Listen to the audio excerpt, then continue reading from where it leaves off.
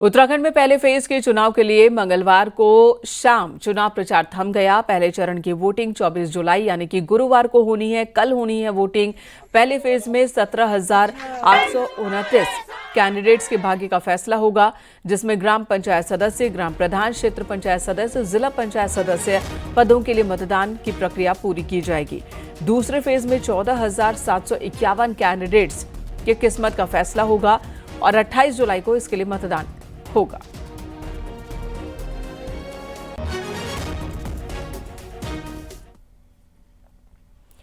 पहले चरण के मतदान के लिए यानी कल के मतदान के लिए राज्य के 49 ब्लॉकों के 4,679 मतदान केंद्रों के 5,823 मतदान स्थल पर वोटिंग होनी है। 1,521 संवेदनशील केंद्र बताए जा रहे हैं। साथ ही 533 केंद्र को अति संवेदनशील माना गया है, जिसमें करीब 8,000 पुलिस जवान, 3,420 होमगार्ड के जवान, 2,376 पीआरडी के साथ ही 22 कंपनी पीएसी की तैनाती की गई है।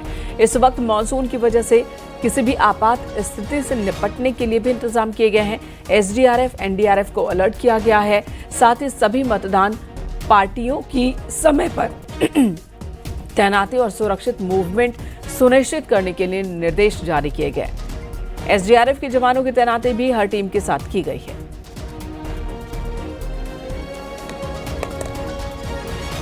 तो अब की बार विशेषकर क्योंकि ये आयोजन होना था, तो बहुत व्यापक स्तर पे उसकी तैयारी मौसम को देखते हुए जो टीम्स के जाने के, पोलिंग पार्टीज़ के जो रास्ते हैं, उनमें एक्स्ट्रा फोर्स एसडीआरएफ के और एनडीआरएफ के हमारे जवान वो भी अलर्ट हैं इन रूट्स पे जो आपदा संभावित है। उत्तरकाशी के दूरस्थ पोलिंग बूथों के लिए 81 पोलिंग पार्टियों को रवाना किया गया, जिसमें विकासखंड पुरोला की 5, नौगांव की 34 और मोरी की 42 पोलिंग पार्टियां हैं, जबकि बाकी पोलिंग बूथों के लिए बुधवार को 23 पोलिंग पार्टियों को भेजा जाएगा। वहीं बारिश से रास्ते बंद होने पर फौरन रास्ते खोलने के निर्देश हैं। संबंधित विभागों को निर्देश दिए गए हैं।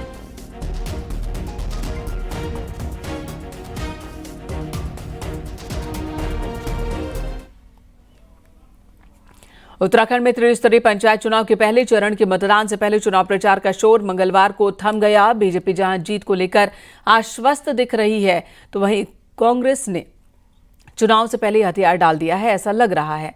ऐसा क्यों कह रहे हैं, हम आपको इस रिपोर्ट में दिखाते हैं।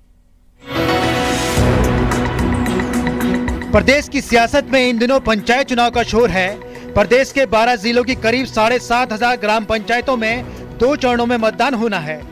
पहला चरण 24 जुलाई और दूसरा चरण 28 जुलाई को होगा।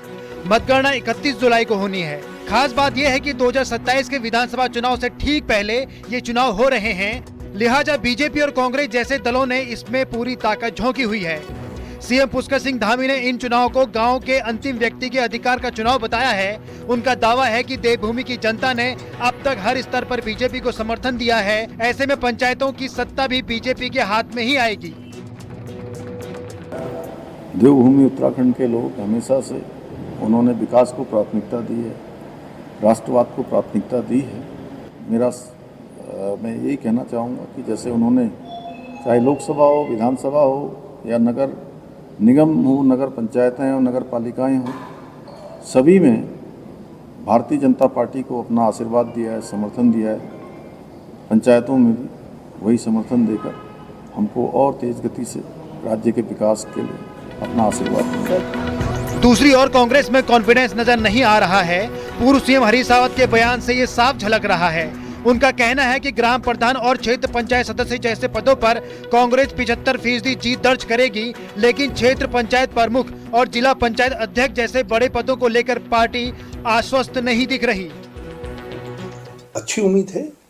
हम देखें, हम प्रधान काफी जीतेंगे, हम क्षेत्र पंचायत काफी जीतेंगे, या अंदाज लगा लीजिएगा 75% प्रधान और क्षेत्र पंचायत सदस्य कांग्रेस के जीत के आएंगे। ब्लॉक प्रमुख में मैं कह नहीं सकता, धन की मार चलेगी। पंचायत चुनाव में कुल 66,000 से अधिक पदों के लिए चुनावी प्रक्रिया चल रही है। इनमें से करीब 22,000 पदों पर निर्विरोध निर्वाचन हो चुका है। अब बचे हुए लगभग 11,000 पदों पर चुनाव होना है, जिनके लिए 32,000 से अधिक उम्मीदवार मैदान में हैं। इसमें फर्स्ट फेज यानी कि 24 जुलाई को करीब 17,000 कैंडिडेट के भाग्य का फैसला होना है। न्यूज 18 के लिए देहरादून से सुनील नवप्रभात की रिपोर्ट।